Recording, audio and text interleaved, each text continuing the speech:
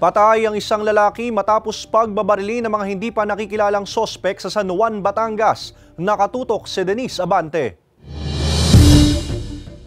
Nakahandusay at wala ng buhay ng datnan ng otoridad ang isang lalaki sa gitna ng Barangay Road sa Sitio Kambingan, Barangay Bulsa, San Juan, Batangas, pasado alas 12 ng tanghali noong Sabado. Ayon sa pulisya, may kukunin lang sana ang biktima sa sasakyang nakapark nang walang ano-ano'y pagbabarilin siya sa iba't ibang bahagi ng katawan ng mga hindi patukoy na suspect. Inutusan siya ng may-ari ng sasakyan na may kuhanin sasakyan. Pagbaba niya doon sa parking ng sasakyan, nakarinig na nga po sila ng putok. Nung pinuntahan ay nakabulagta na, patay na. Hindi pa matukoy ng pulisya ang posibleng motibo sa pamamaril, ngunit sa kanilang pag-iimbestiga, isang kalibre 45 at isang carbine ang ginamit na baril. Naiuwi na sa kanilang tahanan sa Barangay Bulsa ang mga labi ng biktima ayon sa pulisya. Patuloy namang inaalam ang kinaroroonan ng mga suspect na nooy posibleng naglakad lang sa lugar. Iba yung pag-ingat at maging mapagmasid sa lugar ang abiso ng otoridad sa mga residente. Tayo po ay mag-ingat kung tayo ay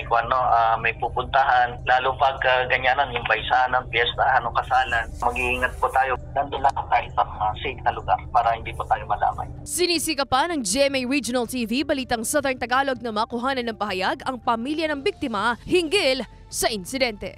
Denise Abante, Balitang Southern Tagalog.